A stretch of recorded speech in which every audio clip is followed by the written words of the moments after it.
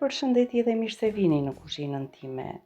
Sot kam përgatitur një recetë të veçantë për mua dhe trashëguar nga nëna e bashkëshortit tim. Është rana me copa mishi të dhjamur, por me një ndryshim të vogël. Në vend të bukës unë kam përdorur tërshër. Fillojmë nga puna. Do shtojmë në një tenxhere 4-5 lugë të gjellës me trahana, unë e kam nga lunxheria. Është tepër e mirë dhe më pëlqen se është pak e thartë. I shtoj më pak se një lugë çaji krip dhe diku tek 700-800 ml ujë të nxehtë po i shtoj unë për të përgatitur më shpejt. E përziejm vazhdimisht që mos na bëhet me kokriza.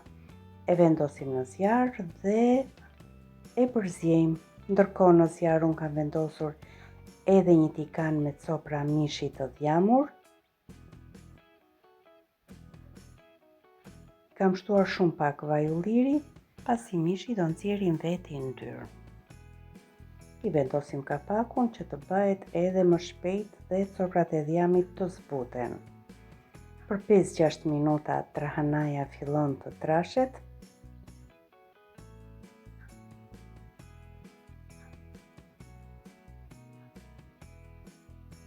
Duhet patjetër ta përzijmë që mos të na kokrizohet. Në të njëjtën kohë përziejmë edhe mishin të na bëhen të dyja në të njëjtën kohë. Mishi duhet të jetë kërce. Pasi në këtë mënyrë shijon edhe më shumë.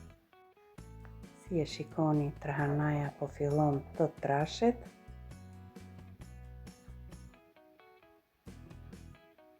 Vazhdojmë ta përzijmë pa e shkëputur asnjëherë dorën nga përzierja. Mendoj se ky është momenti i duhur. Në këtë moment, nëse do i përgatisim me bukë, e largojmë nga zjarri dhe i shtojmë bukën. Ndërsa unë do t'i shtoj tërshër dhe tërshërën unë do t'a zij për 2-3 minuta të tjera bashkë me lëngun e trahanas. Fakti është tërshër me fruta të thata, por mund të përdorni edhe tërshër shqeto. Mua kjo më ndodh në shtëpi sot.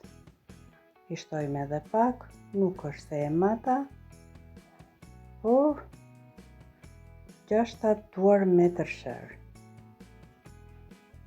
Vazhdojmë ta përzijmë derisa të krijohet një masë e lidhur.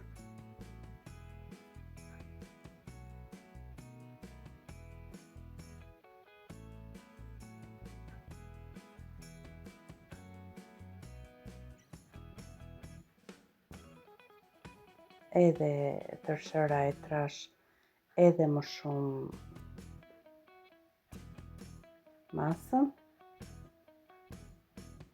Në këtë moment shtojmë coprat e mishit të dhjamur dhe i përzijmë në të gjithë masën e tenxheres.